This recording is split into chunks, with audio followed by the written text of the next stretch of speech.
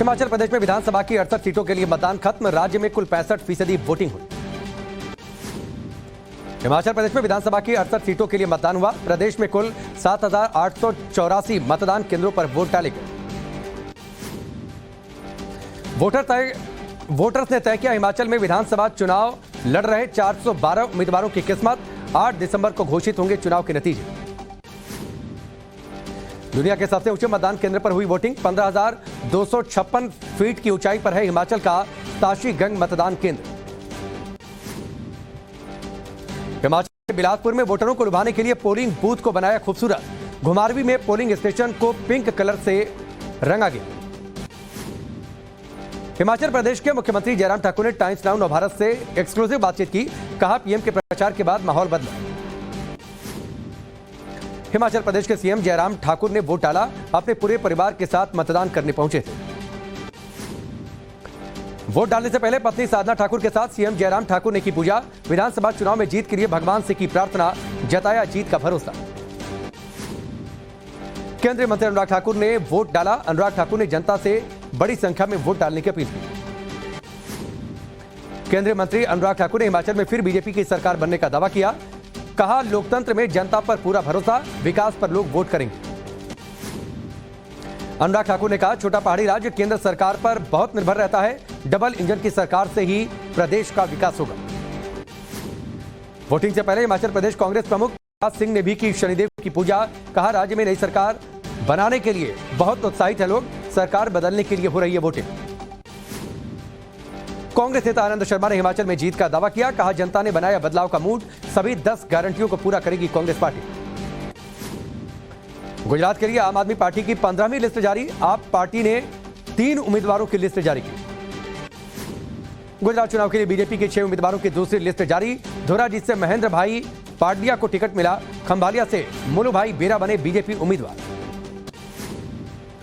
गुजरात चुनाव के लिए कांग्रेस का घोषणा पत्र जारी। हर गुजराती को 10 लाख तक का इलाज फ्री। किसानों का 3 लाख तक का कर्जा माफ और उपभोक्ताओं को 300 यूनिट तक फ्री बिजली का वादा। तेलंगाना में फर्टिलाइजर प्लांट का पीएम मोदी ने किया उद्घाटन। कहा खाद पर आत्मनिर्भरता बेहद जरूरी।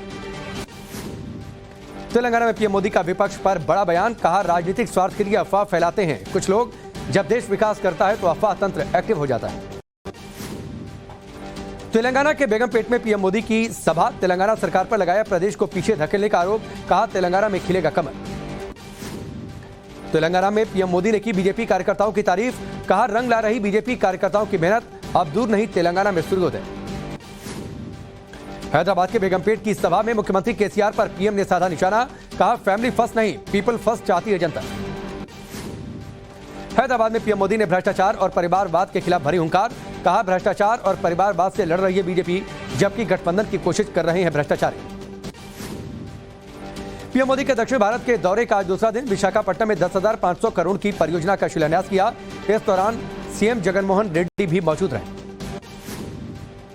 चेन्नई में इंडिया सीमेंट्स के प्लेटिनम जुबली कार्यक्रम में केंद्रीय गृह मंत्री शामिल हुए। सीमेंट उत्पादन में देश को आत्मनिर्भर बनाने की बात कही। कहा विकास के रास्ते पर चलने के लिए बुनियादी जरूरत है इंफ्रास्ट्रक्चर। चेन्नई में आयोजित इंडिया सीमेंट्स के कार्यक्रम में अमित शाह ने की तमिल भाषा को बढ़ाने की बात।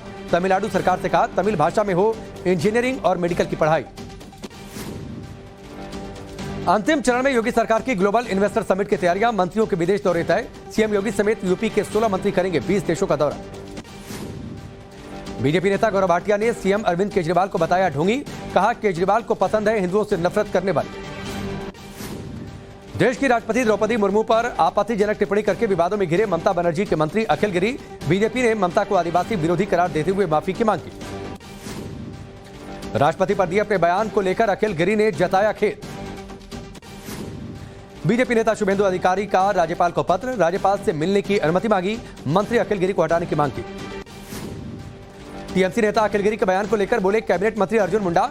कहा राष्ट्रपति के लिए इस तरह की टिप्पणी बेहद निंदनीय। राष्ट्रपति पर आपत्तिजनक टिप्पणी करने वाले अखिल गिरी को तुरंत गिरफ्तार करने की मांग। महिला आयोग को चिट्ठी लिखकर बीजेपी सांसद सौमित्र खान ने अपील की। राष्ट्रपति पर बयान देने पर अखिल गिरी के खिलाफ मामला दर्ज हुआ। बीजेपी नेता ने नंदीग्राम में दर्ज करवाई एफआईआर। ओडिशा के नयागढ़ में टीएमसी नेता अखिल गिरी के खिलाफ प्रदर्शन। बीजेपी नेता संबित पात्रा भी प्रदर्शन में शामिल हुए। ठाणे के मॉल में मारपीट करने के आरोप में गिरफ्तार एनसीपी नेता जितेंद्र अमाड़ को मिली जमानत। कोर्ट के बाहर समर्थकों ने मनाया जश्न। राजीव गांधी हत्या के दोषी नलिनी श्रीहरन जेल से रिहा हुई। वेल्लोर जेल से बाहर निकली नलिनी। यूपी के प्रतापगढ़ में मंदिर का दरवाजा तोड़कर मूर्ति के सामने जाकर रुकी कार में सवार दोनों शख्स सुरक्षित। पूरी घटना सीसीटीवी में कैद हुई। मुंबई के पालघर में दर्दनाक हादसा। बस स्टैंड पर खड़े बच्चे पर गिरी दीवार, मौके पर ही मौत हुई। घटना सीसीटीवी में कैद हुई। जयपुर में पुल से नीचे गिरा टाइल्स से भरा ट्रक, चालक गंभीर रूप से घायल, अस्पताल में करवाया गया भर्ती। महाराष्ट्र के नागपुर में बाल-बाल बची ड्राइवर की जान। चलती एम्बेसडर कार में अचानक आग लगी, कार से कूदकर ड्राइवर ने अपनी जान बचाई। ठाणे में 8 करोड़ के नकली नोट बरामद। पुलिस ने नकली नोट के साथ 2 लोगों को गिरफ्तार किया।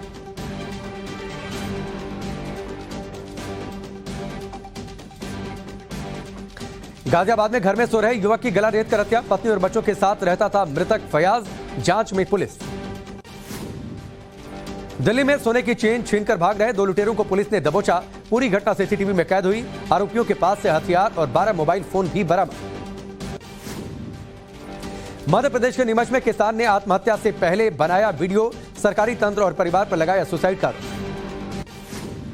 नोएडा में हवाला कारोबारियों से लगातार बरामद हो रहा है cash. UP ATS, income tax और नोएडा पुलिस का एक्शन जारी। अभी तक 8 लोग गिरफ्तार। जोधपुर के आसमान में गरजे भारत और फ्रांस के एयरक्राफ्ट। दोनों वायुसेनाओं ने किया संयुक्त युद्धाभ्यास गरुण 7। फ्लोरिडा के डेटोना बीच पर निकोल तूफान मचाई तबाही। समुद्र के किनारे लहरों की चोट से पानी में समाये घर।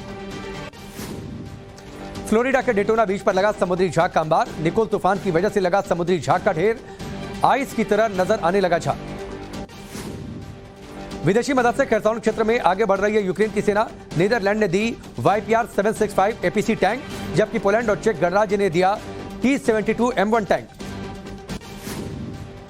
यूक्रेन ने रूसी सैनिक को ढेर किया। छिपने की कोशिश कर रहे सैनिकों को यूक्रेनियन ड्रोन ने ट्रेस कर उड़ाया।